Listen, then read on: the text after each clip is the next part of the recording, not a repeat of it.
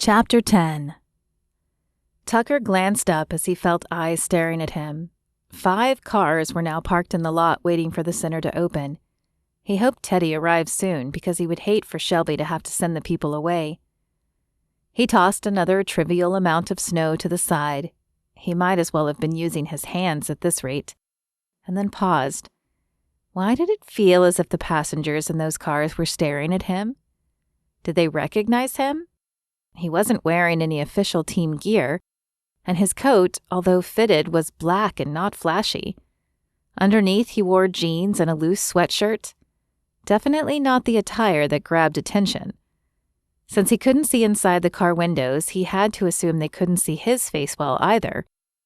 None of that eased the feeling, though. Relief flooded him when the plumbing truck pulled into the lot. Teddy, at last. Now he could busy himself with helping the guy and escape the uncomfortable feeling. The truck pulled to a stop in front of him, the noise of the engine oddly loud in the otherwise quiet stillness. The engine idled for a moment as if the occupant did not want to step out of the warm embrace the heater offered. But then it too stilled, and the silence returned. The driver's door opened and Teddy, wearing only a flannel shirt for warmth, stepped out of the cab. He was a large man, but Tucker found it hard to believe he wasn't freezing. "Thanks for coming so quickly, Teddy," Tucker said, extending a hand. "You're welcome, though I have to tell you I'm not usually up this early, and certainly not when it's this cold outside." "I hear you," Tucker said with a smile. "If you'll follow me inside, I'll show you the issue. I got the water shut off, but I have no idea how to thaw pipes." "You shouldn't do it yourself anyway," Teddy said. "I've seen too many well-meaning homeowners flood their house trying to thaw pipes. Let me get my tools and we'll see what we've got." As Teddy returned to the truck, Tucker glanced at the parking lot again. There were now 7 cars, and one was close enough that he could see the face of a child pressed against the glass. They were definitely here to see him. Well, he could tune them out, just like during a game. He'd always been able to do that. Tune out the taunts along with the cheers. Probably because, after the first few times of looking, he'd realized his father wasn't in the stands. He was never in the stands, and he'd been the only one who had mattered to Tucker. So Tucker had just pretended the stands didn't exist. He'd pretended he was just playing with his friends in the park down the street, like he had when he was 8 and life was still easy. That had gotten him through high school, and it would help him now. "Okay, lead the way," Teddy said. Tucker was only too happy to oblige. He turned his back on the peering eyes and led the way to the front door. "How is your son doing?" he asked as he pulled the front door open. "He's good. Loved getting to watch the game from the luxury box. Thanks again for that." "You're welcome. Listen, the director here is pretty strapped for money, and the landlord is out of town at the moment. If I get you some tickets for next season's opener, do you think you could wait on payment?" "I don't know, Tucker. It's Christmas and Jack wants some new Xbox game." "I get that. But listen, I'm hosting a clinic here tomorrow where I'll be teaching the kids some running plays and signing footballs and shirts. Everyone else is paying $100 to get in. But how about you bring Jack and consider your entrance fee your down payment? I promise you that the landlord is good for it, and you'll get the full amount when he gets back in town." He actually knew nothing about the landlord, but he trusted Shelby. He couldn't see her working for someone underhanded. "You'll sign whatever we want?" Teddy's eyes narrowed and he stroked his large chin thoughtfully. "Whatever you want, Teddy." "All right, you got yourself a deal, Jackson.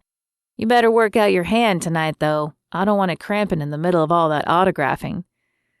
Tucker smiled and clapped Teddy on the shoulder. "I'll do my best. Here's the door to the basement. It's pretty tight down there, but do you think you'll need some help?" Teddy shook his head. "No way, man. I don't know what I'm going to find down there, and I'm not going to be responsible for injuring Tucker Jackson during the playoffs. The mayor would probably yank my license. You know he's a fan." Tucker nodded. The mayor attended nearly every game. "I do, but Teddy, I promise to be careful." "No can do, Tucker. My license says that all my guys have to be bonded and insured. I doubt you are either, but I promise I won't be long." Tucker knew he wasn't going to win this argument. Teddy seemed like a good man, a rule follower, and Tucker wasn't going to push him to do something else. He would just have to return to shoveling and hope Teddy finished quickly. Shelby turned at the tap on her shoulder. "What did you tell these people, Shelby?" Tucker asked, motioning to all the cars. "I can feel them staring at me, and it's kind of creepy." Shelby smiled. "Well, I mentioned to the First Lady that you were going to be helping out this afternoon, and she decided to wait in hopes we open. I think she might be hoping to see you, and I'm fairly certain she called the other parents, because it's been a steady stream since then." "They're all waiting for me? Why?" "I don't know. Maybe they're hoping to shake your hand or something. But this is great publicity for the event tomorrow. If we have this kind of turnout tomorrow, we should raise enough money for rent and the Christmas party, and I have no doubt these people will tell their friends."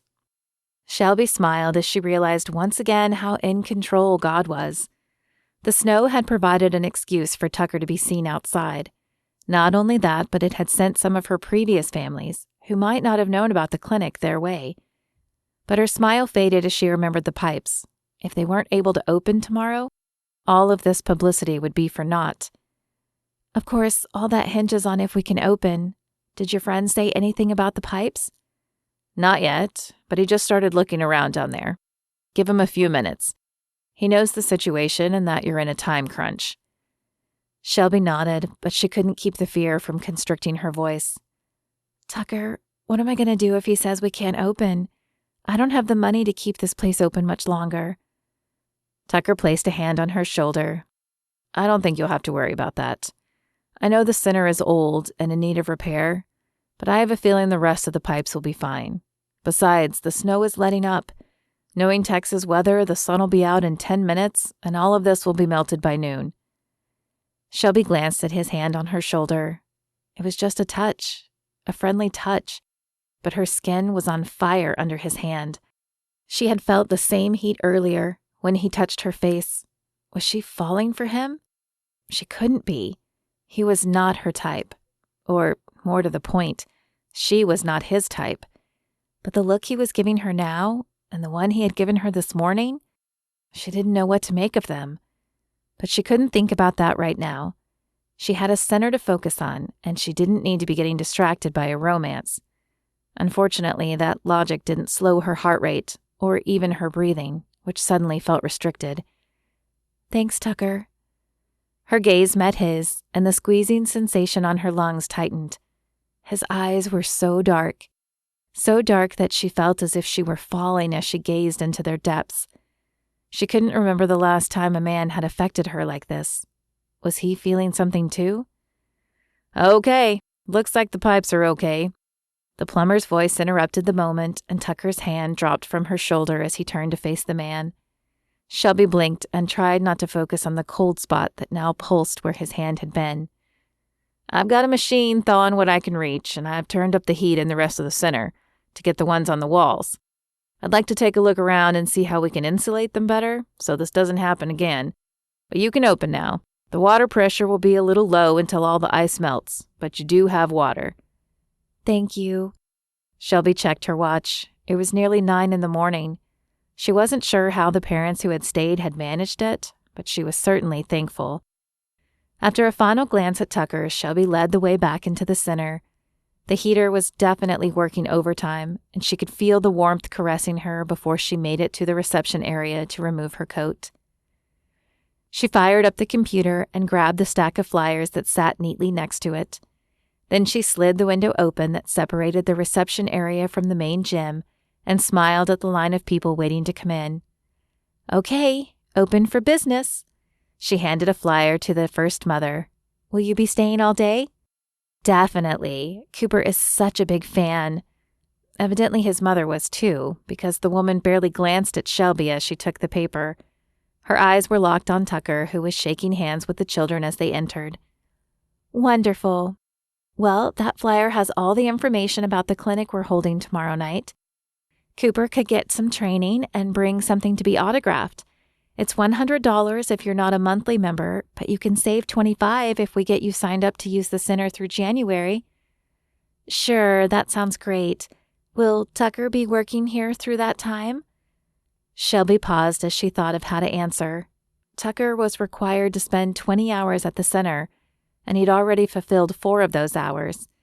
Even with only being able to get 3 or 4 hours a day, he'd be done with his obligation by the end of this week, or early next week.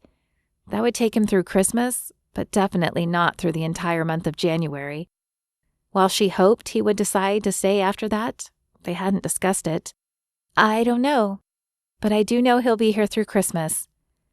Oh, okay. Can I just pay for the rest of December then? Shelby's heart dropped, but she forced her smile to remain pleasant. Of course, I'll get that set up for you.